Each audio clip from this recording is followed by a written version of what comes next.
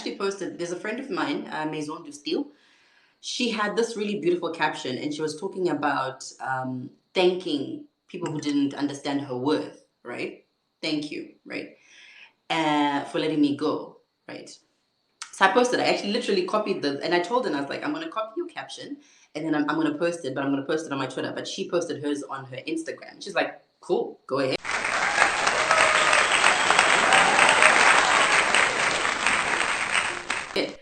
So I didn't post it because it was a specific situation for me, but I posted it because I felt it was so spiritual. It was a spiritual statement, and a lot of us have gone through like a lot of stuff in our lives, and the day we have the power to say, you know what, I'm letting go, is a beautiful thing. It's even more beautiful when you discover that you let go of a situation that was never going to be good for you, right?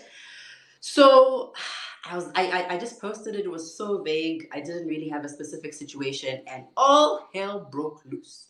All right.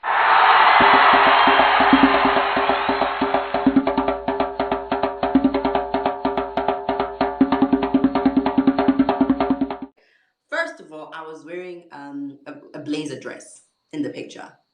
People like, yeah, I don't feel like I'm naked. But I was shot at it, and this is a dress that I can wear in front of my mom. You know, so for me, I was like, what's going on right now? Right? I didn't get it. But then I started looking at it and I was like, you know what? The bulk of the comments are not negative. So why am I focusing on the negative comments? And then it brought me back to the idea that sometimes we dwell on things that really don't matter. And from there, I think the issue escalated further than it was supposed to. So that being said, there's one gentleman, I think he's called Shadaya Knight, right? A couple of months back, there was a good friend of mine, Mitchell Gumbo, he posted, and then he said, what did he say?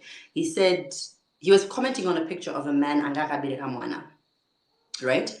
So he said, does Shadaya know about this? So in my head, I was like, who's Shadaya?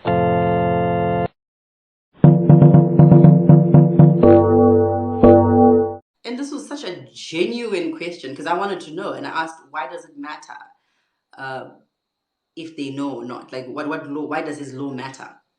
And this was me just trying to understand. It wasn't coming from a place of malice or a place of cockiness or whatever. Okay, cool.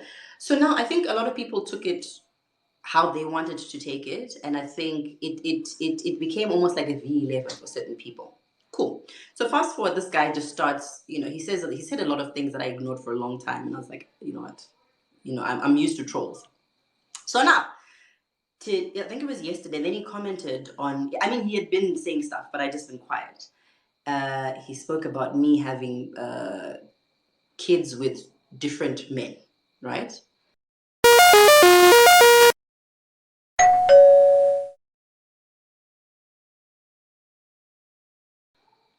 And I was like, you know what, I'm going to pray for you because, first of all, you don't know me. So for people like that, because you don't know my situation, you don't know where I'm coming from, I never like to just come at someone. I'm just not that person generally. So I then decided, you know what, let me pray for this brother because I think he needs more love than anything else. And besides that, it's just Twitter, to be quite honest with you. You can only go so far.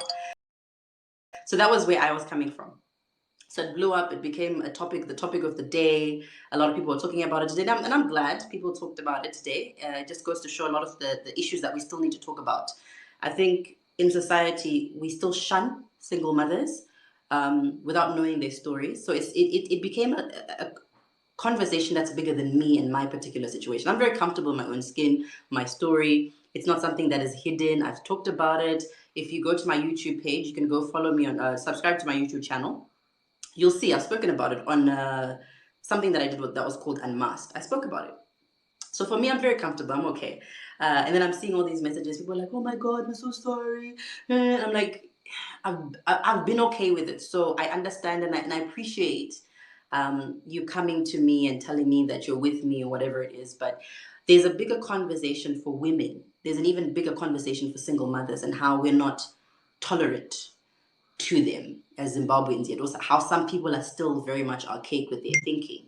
Okay, so that was a story that I thought, you know what, I'm gonna just put that in there so that we can just find a way to move forward. So it's something that I'm going to be discussing over the next couple of weeks, not because of my particular situation, but because there's so much stigma that is attached to it.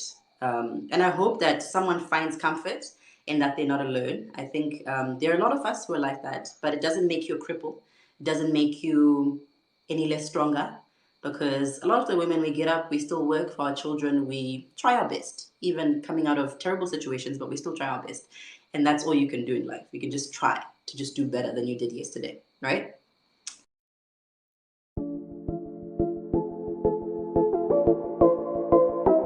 Shadaya Knight's side of the story. She's empowered. Being dressed provocatively is empowering. Working on social media, posting provocative pics, it's a sign of low quality. A woman with dignity doesn't pander for male validation by degrading herself. A high-quality woman finds value in character, morals, femininity and womanhood. You look good, but I don't think being half naked can make you beautiful or intelligent. Dress well, you're nothing without morals.